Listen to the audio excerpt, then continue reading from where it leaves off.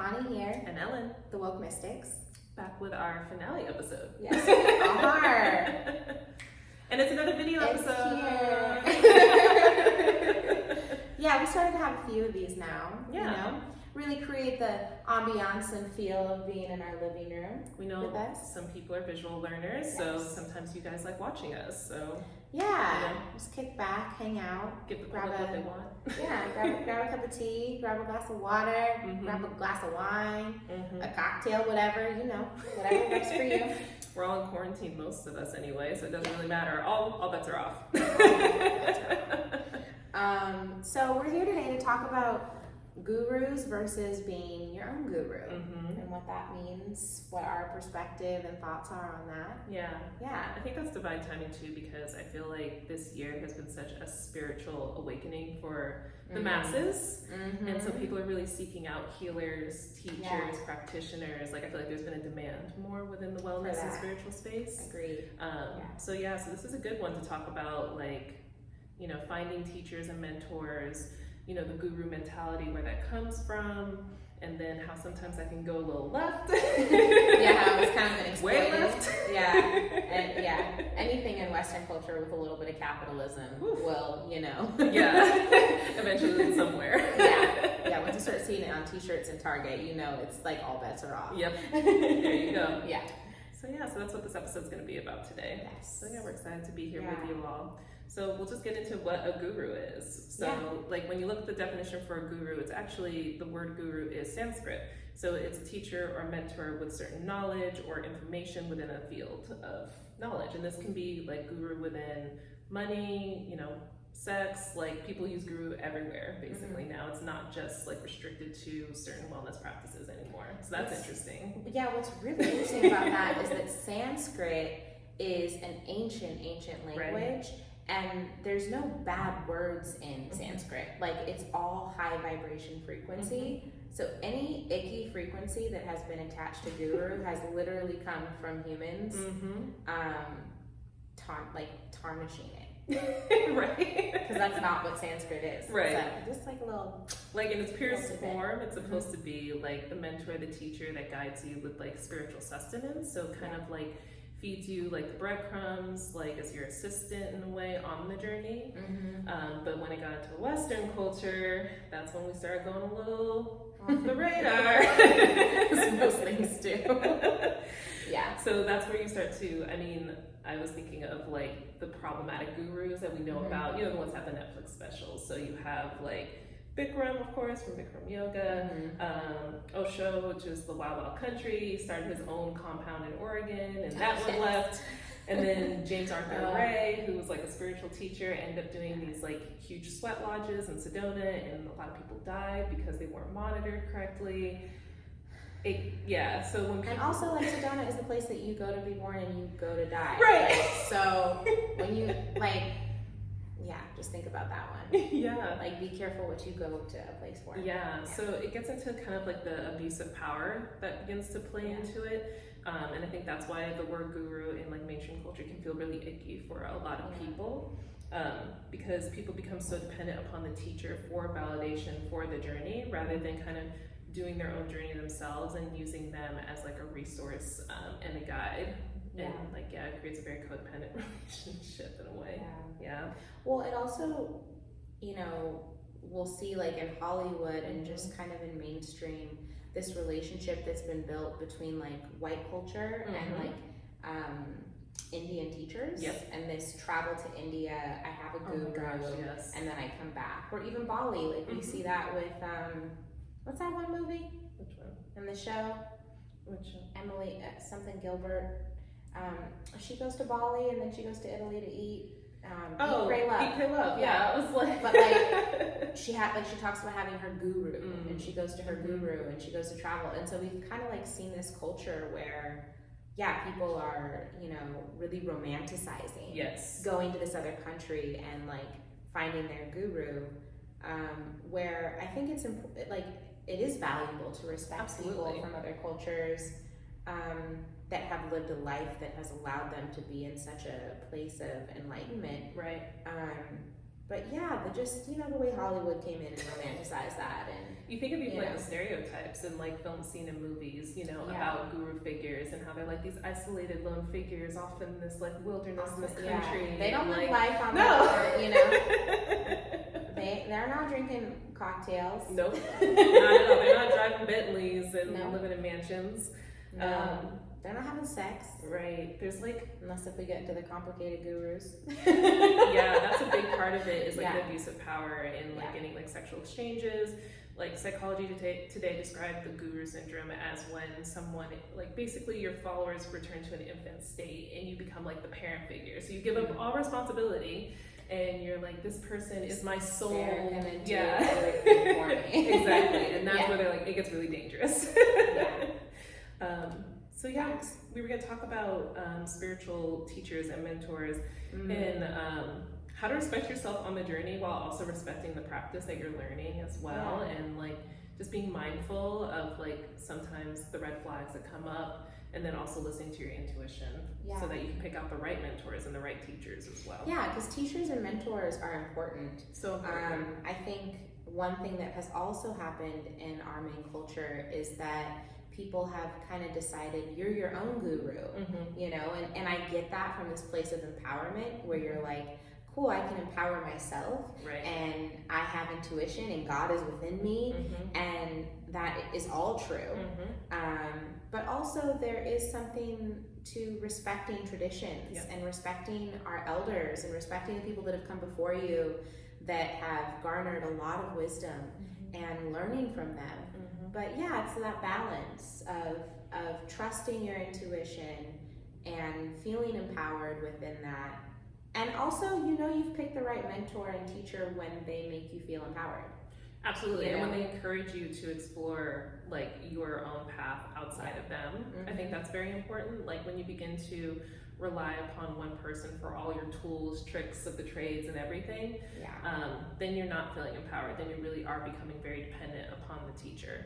So a good teacher will kind of instill the seeds, like drop the little gems and the breadcrumbs, and then allow you to explore in your own way. That's very important. Yeah, I mean, actually getting through the lessons, we have to do ourselves. No one can do that for us. So any teacher that's trying to do that portion for you is actually stealing your lesson from you.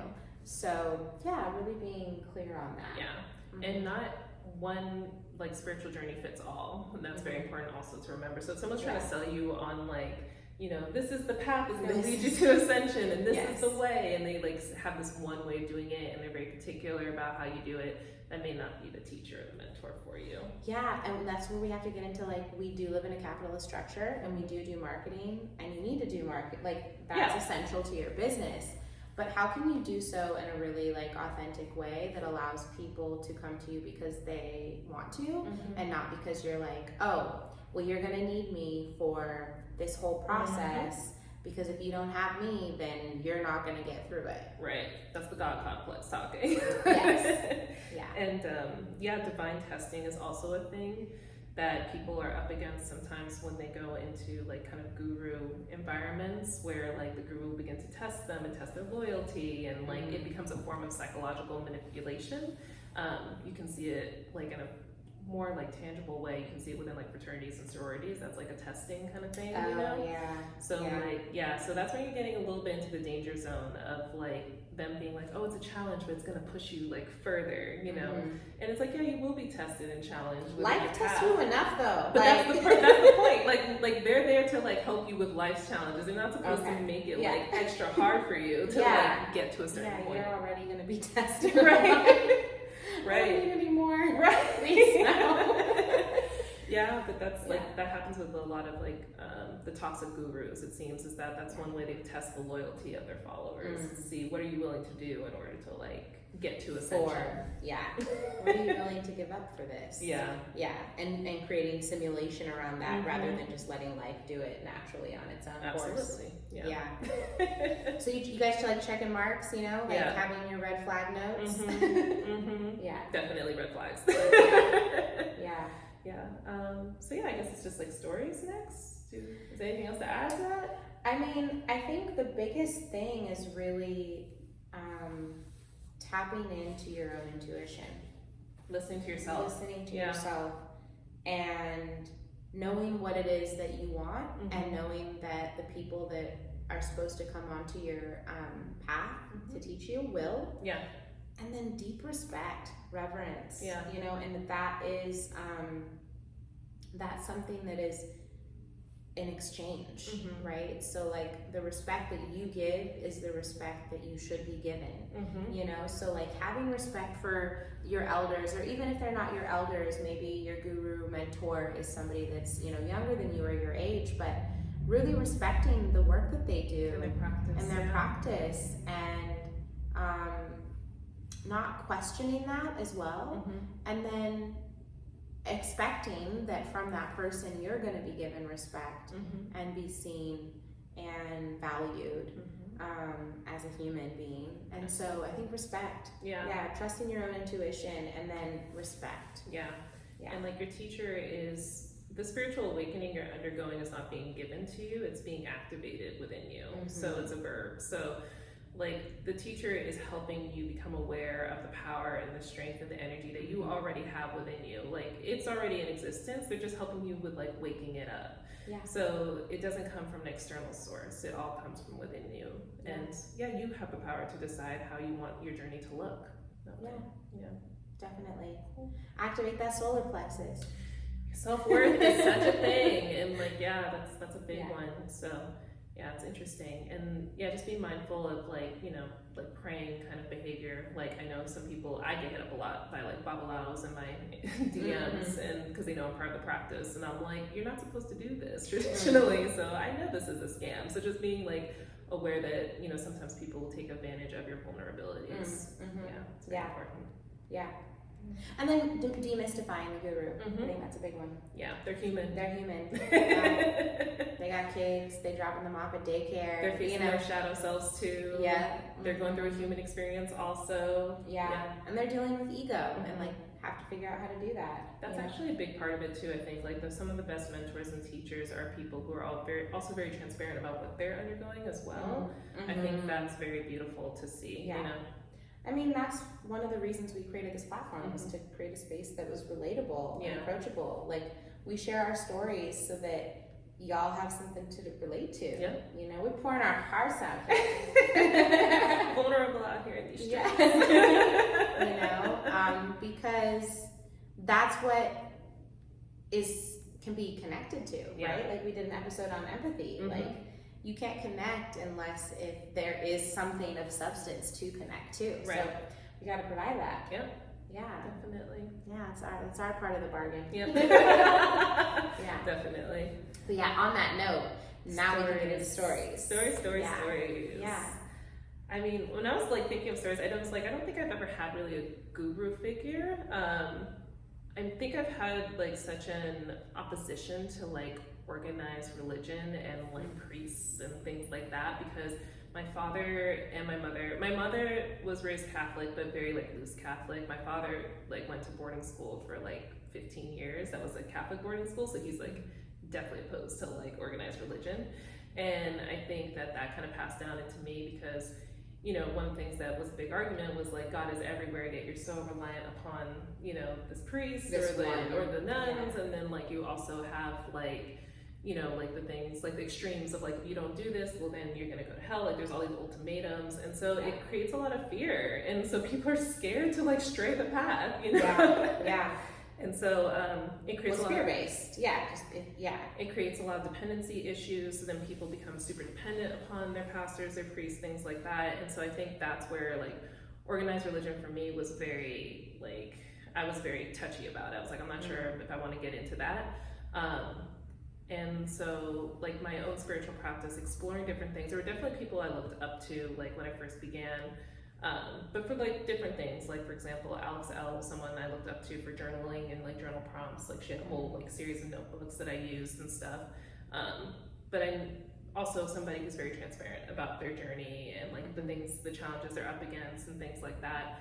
And I think that's what I really seek out in teachers and mentors, is like they're real, like they're very transparent about what they're going through, the challenges they're facing, the, you know, belief systems they're breaking down. So that's something that I always look for in mentors and teachers. My first real experience, I guess, was this year with like a guru type. I did like an abundance. Like in a traditional sense? Yeah, like where you join a program and then there's like a leader and, you know, things like that. I did like an abundance program for 8 weeks that I was referred to by a friend. And it was interesting in that it was strange for me to like be on a call with people weekly, that like a call that had over 300 people in it. And I was like, ooh, this feels very impersonal.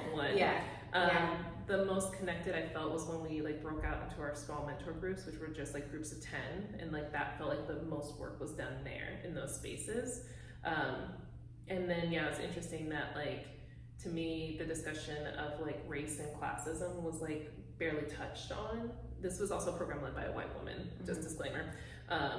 So there were gems I definitely picked up from it that I like took with me, but there was also some things where I was like, I wish they had done better about discussing, you know, race, classism, things like that. And then also like the selling of products and programs, you know, so it's like, oh, well, if you want to do this, then buy this program or that. And I was thinking about how much, because I was like I was sponsored to basically be a part of the program. I didn't have to pay anything, but I was thinking about how much money people were already spending on just being a part of that program. And then like you telling them, oh, go to this therapy session, it costs this much money. Go to, you know, sign up for this program, it's this much money. And I was like, wow, like this is a whole industry. Yeah, I was like, that was a real like, oh shit, like this is like a big thing. Has $4.9 billion. I think that's the number. And that was, I think, like a 2018 number. So I'm sure now it's just like gone up. It's a huge industry. Granted, people should be compensated for their work. Absolutely. 100%. We all have to survive out here. But also at the same time, it is, it's expensive. So I was thinking about that, like classism within that, that's a big thing. It was an interesting program. I definitely got some gems from it. Like I said, I made some great connections with like within the smaller mentor groups, which was wonderful. And I did have a perspective shift on different things, but I was like, I don't think I'll ever do like a guru program like this kind of thing. She didn't call herself a guru, but the way it was set up was very like, I'm a guru kind of type. And then for my initiation that I'm undergoing within like Santeria and Voodoo, it's very, right now I'm still at the beginning stages of it, and I know as I get deeper into it, it's going to get more and more intense, and I will be working with more elders who are much more like traditional. Right now we have this space to explore like our practice and kind of like develop it how we want to do it, which I really love. And because then I can pull in what I already know and then add what like I'm being taught and make my own like sacred practice. And we're such an eclectic group of people too, which is wonderful. So there's all these different types of backgrounds in there and things like that. But I know that as you get deeper into it, like the elders are definitely much more traditional. So we will see how that goes. I'm sure that will be like some cause of friction for me, but it'll be fine. I'll work through it. I think that that's something that I was also very hesitant to join that as well. Like I knew I was being called to do it, but because I did know that there was going to have to be kind of this, not a guru mentality, but just like kind of like a group sort of setting in that way. Like a hierarchy? Like a hierarchy. Yeah. I was a little touch base about it. I was like, I don't know if I want to do it. And then I slowly opened up to it. And now I'm very happy that I decided to join it. And I think it's like one of the big things is just remembering your mentors and your teachers are human beings. Like I said before, like they don't have all the answers. Like the answers are within you, and like they can help you with uncovering those answers. That's what I've really found to be the most effective, is when they help switch on the light bulb, the internal light bulb within you. Yes. And then for me personally, because I see clients also individually. One of my big things is like I've had a few people ask me like, well, how often do I get readings done, or like should I come in for a second reading? And usually my disclaimer is just like apply what we talked about today first, and then when you feel ready, if you feel like you need another one, then come back. Like there's no structure or schedule system for this. It's not like, oh, you're gonna do once a week every week. Right, because that's like different for like, that's different for you doing like counseling or like therapy or something. But I'm like, then you're reading, I'm like, then you're trying to like get answers that already like you're getting answers for, and you have to give the time also to apply what you're being taught, and your guides want you say that one for the people in right the back. You got to give time for the lessons to be applied, and so it's not going to be an overnight transition. So that's something to like really remember too, especially when working with clients and stuff. And like I get a lot of questions of like, well, what should I do next? And like the only time I ever answer those kind of questions is when their guides tell me exactly, like pinpoint, like do this, do this, do this, do this. But if you're asking my personal opinion, I'll say in my personal opinion, but I will always give a disclaimer because I don't want you to become so dependent upon my word that like you just hang on to every word. It's up to you to do the work. Yeah. And just remembering that everything that you admire about other people already exists within you. And that's super important to, I think, remember in your solar plexus energy, your self-worth energy. Everyone's a reflection of you and your power. So if you see something in someone that you really admire, it probably exists within you, and what you're admiring is something that just wants to be activated. So remember that. Yeah. That's it for me. The guru. Yeah, my biggest thing about the guru is that whenever you lean too much on the guru, that's problematic. Yep. And then when you say, I don't need a guru, I am my own guru, that's also problematic. Right. Because it's like, well, you don't know everything. You got to learn. Yeah, no, like you brought teachers for a reason. Yeah, you brought teachers for a reason. And so, I don't think that I've ever been in a place where I've had the traditional guru either, in that type of structure where I've like gone to some program. And I also am a bit rebellious. I like naturally have that energy, and so even though like tarot cards, angel cards, pendulums, Ouija boards, like I grew up with these as a child, I still for a while like saw it as like, well, this is my mom's, and this just as somebody would be like, you know, in a Christian household and they're taught to be Christian, they're like, well, this is my parents, right? It definitely still had this like, well, this is my mom's, and like I remember being like a teenager and like getting a tarot reading and being kind of skeptical of what was being told to me, even though it was like so common in my household. And then it was when I moved away after college and was like, oh, now I really need to instill my own system. Right. And then that's where I found that all of the knowledge that my mom had been teaching me, I was like, ooh, we're going to cherry pick and we're going to take all of it.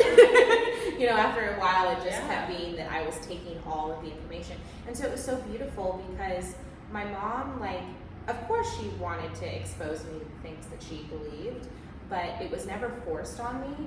And so therefore, when it came time for the lesson to really marinate, I was ready because I had been exposed to it for so long that I was like starting to pick up all the pieces. And even in high school, like both my parents grew up in Christian households, but my mom like strayed from that, and I just always knew her as a spiritual person growing up. But I always wanted to go to church, but mainly because I wanted to go to a black church and like listen to gospel music. Yeah. But I didn't want to hear the start. Like as soon as it was like got into all the dogma, I was like, nah. I just came for the gospel music. You know, I wanted to like, oh man, that was a healing all within itself. But yeah, so growing up with my mom, she was very much my mentor and teacher, but not the like westernized guru. Right. And then since then, the only other person that's really stepped in that same kind of level is the shamanic healer that I work with. And again, that was one of those things where I wasn't seeking it out. I wasn't like searching for particular information. I really like information to come to me organically. I like everything to come to me organically. So I wasn't searching for it. It kind of came in and I was like, oh, okay, this is what Spirit wants me doing now because this has landed and I can be embracing of that. And so working with him has been a very like individual experience. It wasn't even with a group, like it's just one-on-one. So there was definitely at the beginning of my process with him, I put him on a pedestal for sure. That's just kind of like a natural human process that happens. I mean, he's like a medical doctor, an engineer, and he does quantum. So I was impressed, you know, and like he does a lot of stuff that I can't do, you know, like to be able to work with somebody that has cancer is like, it's up there with some of the biggest like life-changing, purposeful things you could do. Right. So I definitely really looked at him and was like, oh my gosh, like, I really have really where the putting him on a pedestal came from was deep respect for his work. So yeah, that's kind of where teachers and mentors have shown up for me. I have noticed, though, even within teachers and mentors, you're dealing with ego, and just like within ourselves, they're human, and so there can sometimes be this like you can see when you're coming up against ego, and you're like, okay, there it is. They have their triggers, they have their things too. And even just like stepping into new spaces with the knowledge that I have, and then trying to like ask questions, and how willing are people to answer those questions and to see me as an equal, because there's also that of like stepping into new spaces, and I try to remain really open. Like, it's important to me to always be open to the people that are coming into my life and seeing them all as like purposeful. But you know, when you show up there, kind of seeing what energy they're coming with, what energy I'm coming with, and how many people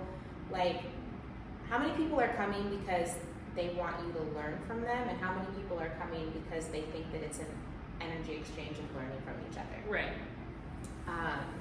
So that can be really interesting to me when I see like teachers and mentors coming in, and how when teachers and mentors are really like divinely guided to you, it's effortless. Absolutely. You know, versus like trying to make it work. Absolutely. So I'm always really aware of that when like people are coming in. I'm like, okay, how much am I trying, and how much is this just happening? Yep. Yeah.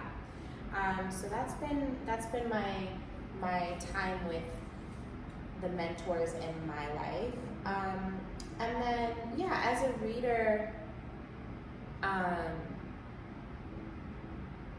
that's interesting. Yeah, I agree with you on that. As far as like, you're giving them tools and things to lead them on their journey with, and you're giving them guidance that's coming through from their team.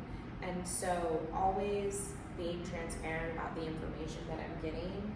And I definitely, the longer that I've been a reader, I really want to foster the continued growth for them after that. Yeah. So I don't want them to just like come get a session and then be like, okay, that was that. So like I've learned to like, okay, let me do follow-up. It's like aftercare. Aftercare, exactly. So like, how are they able to apply what they did, and then if they feel that growing and evolving, then they'll organically come back to me because that feels right, you know, because that's been working for them. Where if it doesn't work, they're not going to. Right. So yeah, there's no set structure.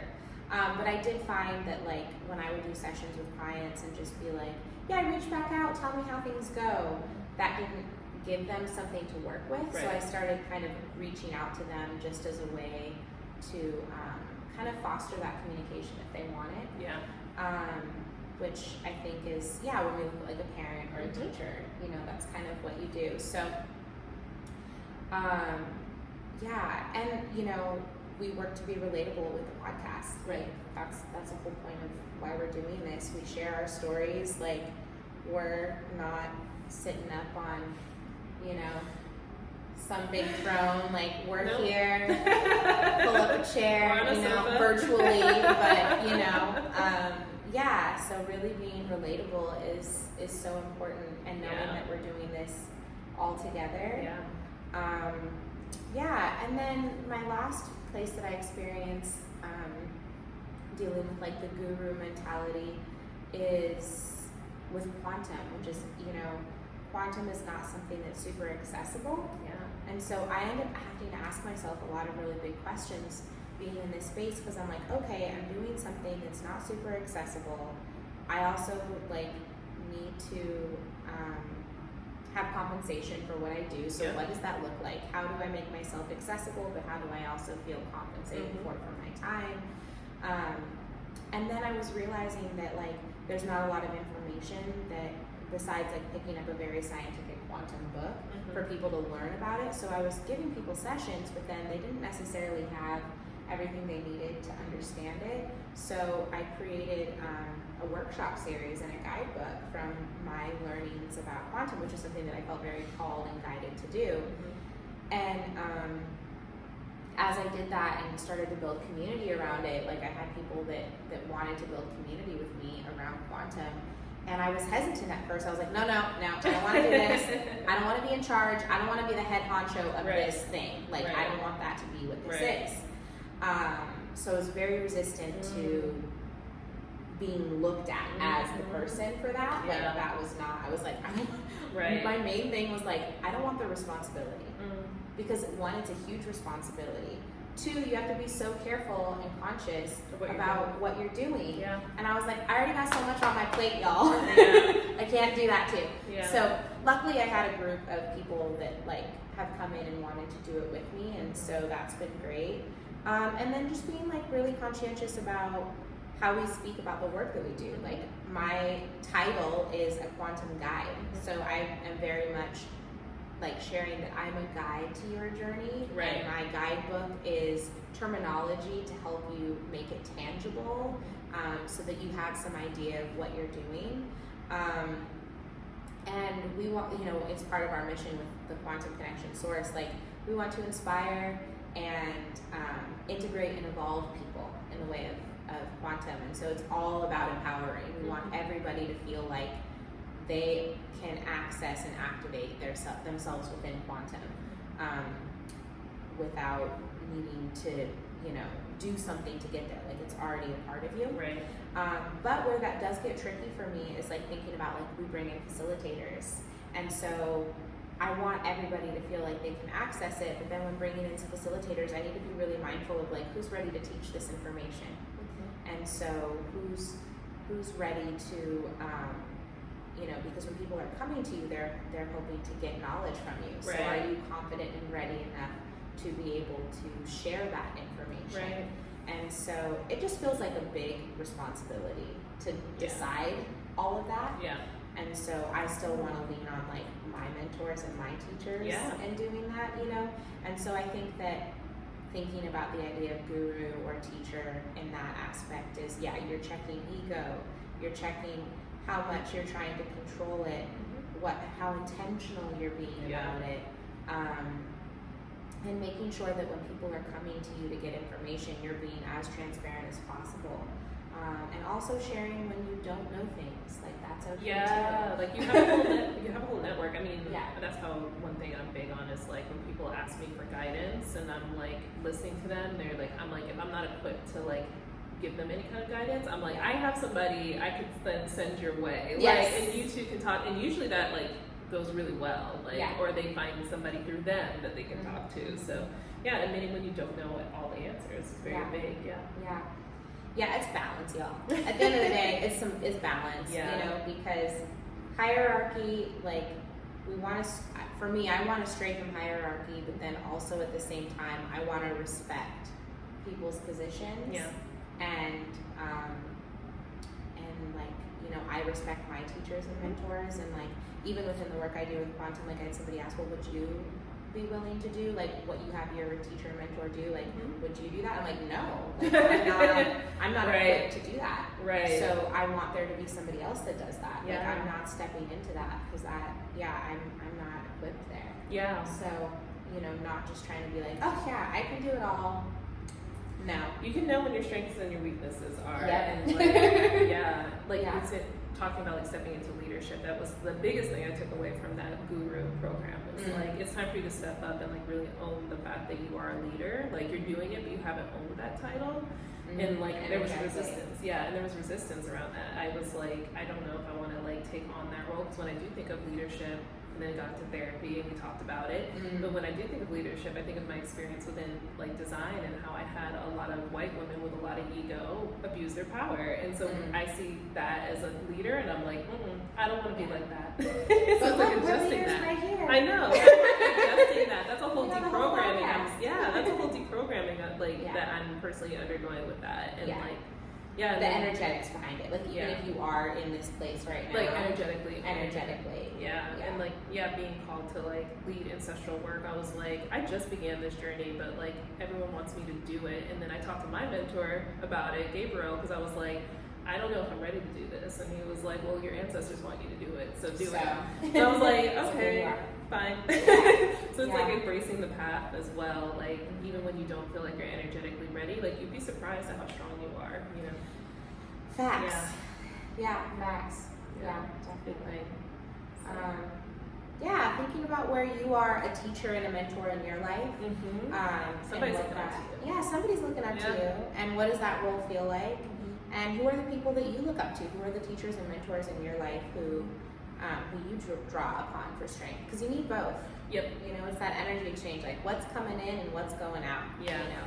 Yeah. Like I know people look to us for guidance and things like that, but we also have brought in people that have guided us, you know, in our journey. And I think that's very important. Some of our teachers and mentors on. I think that's very important for people to see that, you know, and have that experience also. Where you're getting it from.